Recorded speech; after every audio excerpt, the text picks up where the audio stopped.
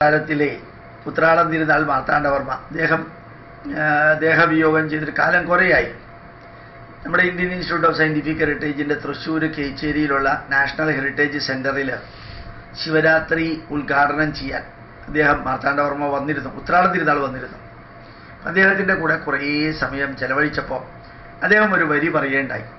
ചിത്തിര തിരുനാൾ മാർത്താണ്ഡവർമ്മ, അദ്ദേഹത്തിൻ്റെ ജ്യേഷ്ഠൻ സഹോദരൻ, തിരുവിതാംകൂറിൻ്റെ രാജാവായിരുന്ന കാലത്ത് നമ്മൾ ധാരാളം കാര്യങ്ങൾ ചെയ്തിരുന്നു. ക്ഷേത്ര പ്രവേശന വിളംബരം ഉൾപ്പെടെ ചെയ്തത് അവരാണ്, അദ്ദേഹമാണ്. അപ്പോൾ ചിത്തിര തിരുനാൾ ബാലരാമവർമ്മ ഗംഭീരമായിട്ട് അദ്ദേഹത്തിനെ മതം മാറ്റാൻ കുറേ ക്രിസ്ത്യാനികൾ നിരന്തരം കവടിയാർ പാലസിലേക്ക് വന്നുകൊണ്ടിരുന്നു. അത്രേ അദ്ദേഹത്തിൻ്റെ രാജകുടുംബാംഗങ്ങളൊക്കെ, കാരണം ഒരു രാജാവിനെയും രാജകുടുംബാംഗത്തെയും മതം മാറ്റിയാൽ അത് തിരുവിതാംകൂർ രാജ്യത്തിലെ രാജാക്കന്മാരോടുള്ള ബഹുമാനം വളരെ കൂടുതലാണ്. ഈ ഭാരതത്തിലും മറ്റേതൊരു രാജ്യത്തിലുള്ളവർക്കും അവിടുത്തെ രാജാവിനോട് തോന്നിയതിനേക്കാൾ അഗാധമായ ഭക്തി ചിത്തിര തിരുനാൾ രാജാവിനോടും തിരുവിതാംകൂർ ഭരിക്കുന്ന രാജാക്കന്മാരോടും ഉണ്ടായിരുന്നു. അപ്പോൾ ആ രാജകൊട്ടാരത്തിലെ കുറേ എണ്ണത്തിന് ഒരെണ്ണത്തിനെങ്കിലും ഒന്ന് മാറ്റിക്കിട്ടാനായിട്ട് ബാലരാമവർമ്മയെ തന്നെ കയറി ഇവിടുത്തെ അച്ഛന്മാരെല്ലാം. ഇനി കാരണമുണ്ട്. തിരുവിതാംകൂർ രാജവംശമാണ് പള്ളി ഉണ്ടാക്കാനും സാൽവേഷൻ ആർമിയുടെ പള്ളി ഉണ്ടാക്കാനും ഇപ്പുറത്തെ ബിഷപ്പ് ഹൗസ് ഉണ്ടാക്കാനൊക്കെ സ്ഥലം കൊടുത്തത്. അതൊന്ന് ശരിക്കും ഉപയോഗിക്കാൻ ക്രിസ്ത്യാനികൾക്ക് നല്ലോണം അറിയാം. പുറത്ത് തേൻ പുരട്ടിയ പരിപാടി, അകത്ത് ശരിക്ക് കാന്താരി മുളക് വെച്ചു കൊടുക്കാൻ അറിയാവുന്ന പാർട്ടീസാണ് ക്രിസ്ത്യൻസ്. ഇങ്ങനെ കൺവെർട്ട് ചെയ്യാൻ നിന്നപ്പോൾ സഹി കെട്ടിട്ട് ഒരിക്കൽ ചിത്തിര തിരുനാൾ ബാലരാമവർമ്മ പറഞ്ഞു അത്രേ, നിങ്ങൾ എൻ്റെ കൊട്ടാരത്തിലേക്ക് വരിക, കവടിയാർ കൊട്ടാരത്തിലേക്ക് വരിക, ഞാൻ നിങ്ങളോട് ചില കാര്യങ്ങൾ പറയാം. ക്രിസ്ത്യാനികൾക്ക് വലിയ സന്തോഷമായി. കാരണം ഇങ്ങേരെ ഒന്ന് കൺവെർട്ട് ചെയ്താൽ വളരെ നന്നായി.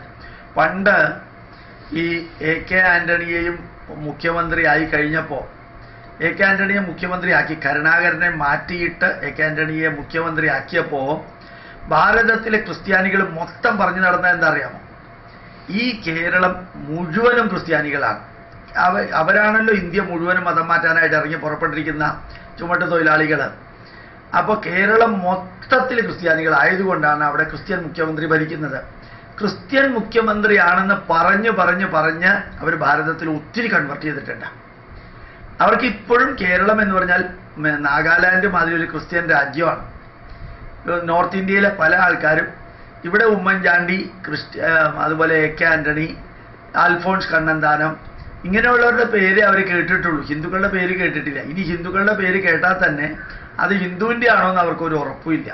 അപ്പോൾ ഭരണാധികാരി ക്രിസ്ത്യാനിയാണെങ്കിൽ അത് വെച്ചുകൊണ്ട് ഇവിടെ മുഴുവൻ മതക്കച്ചവടം നടത്താം എന്നുള്ളത് വെച്ചുകൊണ്ടാണ് ബാലരാമവർമ്മ ചിത്തിര തിരുനാൾ തമ്പുരാൻ്റെ അടുത്ത് എന്നിട്ട് ഇവർ കാര്യങ്ങൾ പറഞ്ഞുകൊണ്ടിരുന്നത്. അവരെ വിളിച്ചിട്ട് ബാലരാമവർമ്മ ഒരു മണിക്കൂർ ക്ലാസ് എടുത്തു എന്നാണ് ഉത്രാടം തിരുനാൾ മാർത്താണ്ഡവർമ്മ പറഞ്ഞത്. എന്താണെന്ന് അറിയാം?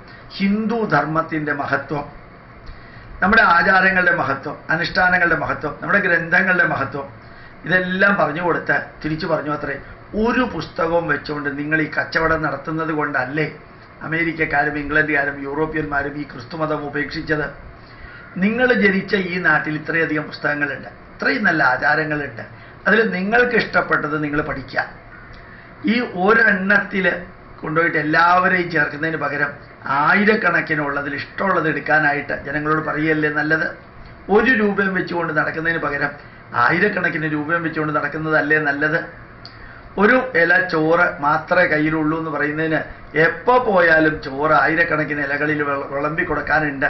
ഒരു പാട്ടേ ഉള്ളൂ എന്ന് പറയുന്നതിന് പകരം ആയിരക്കണക്കിന് സംഗീത ഗ്രന്ഥങ്ങളുണ്ട്, ആയിരക്കണക്കിന് ആയുർവേദ ഗ്രന്ഥങ്ങളുണ്ട്, ആയിരക്കണക്കിന് ആത്മീയ ഗ്രന്ഥങ്ങളുണ്ട്. അത് പറയല്ലേ നല്ലത്? നിങ്ങൾ ഈ ഒരു പുസ്തകം എന്നെ കൊണ്ട് എൻ്റെ തലയിൽ വെപ്പിക്കാൻ ശ്രമിക്കുമ്പോൾ എൻ്റെ പൈതൃകമായിട്ട് എനിക്ക് കിട്ടിയ ആയിരക്കണക്കിന് പുസ്തകങ്ങളിൽ പറ്റാവുന്നതൊക്കെ പഠിച്ച് പിന്നെ നിങ്ങളുടെ ഒരു പുസ്തകം പഠിക്കാൻ സമയമുണ്ടെങ്കിൽ ഞാൻ നോക്കാം. ഇനി കവടിയാർ പാലസിലേക്ക് കയറി ഇറങ്ങരുത് കേട്ടോ എന്ന് പറഞ്ഞപ്പോൾ പിന്നെ ഈ കള്ളത്തരം ചെയ്യുന്നതിലും ചതി വഞ്ചന ചെയ്യുന്നതിലും വലിയ നാണമൊന്നും ഇല്ലാത്ത പാർട്ടികളായ സ്ഥിതിക്ക്, കച്ചവടം തന്നെ ആയ സ്ഥിതിക്ക് ചിരിച്ചുകൊണ്ട് അവർ തിരിച്ചു വന്നു. ഇനിയും ഞങ്ങൾ വരാമെന്ന് പറഞ്ഞിട്ട് തിരിച്ചുകൊണ്ട് വന്നു. ഇപ്പോൾ ഒന്ന് ആലോചിക്കണം, നമ്മൾ അറിയണം നമ്മളുടെ ഈ പുറകിൽ പ്രവർത്തിക്കുന്ന ക്രിസ്ത്യാനികളുടെ ചീറ്റിംഗ് എന്താണെന്നറിയും. അവർക്ക് അതൊരു ജീവിത ശൈലിയാണ്. ഒരാൾ ഇമെയിൽ അയക്കേണ്ടായി, ഞങ്ങൾ അവസാന ശ്വാസം വരെ യേശുക്രിസ്തുവിനെ കച്ചവടം നടത്തിക്കൊണ്ട് തന്നെ ഇരിക്കും, ബൈബിളും കച്ചവടം നടത്തും, ഞങ്ങൾ ഹിന്ദുക്കളെ മതം മാറ്റിക്കൊണ്ട് തന്നെ ഇരിക്കും.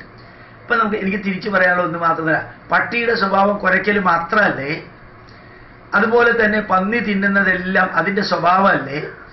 ആന സാമ്പാറും ചോറും കൂട്ടിയിട്ടല്ലല്ലോ ഊണഴിക്കുക, ആനയ്ക്ക് തിന്നാനുള്ളത് അതിൻ്റെ സ്വഭാവമുണ്ട്, പട്ടിക്ക് കുരയ്ക്കാനുള്ളത് അതിൻ്റെ സ്വഭാവമാണ്.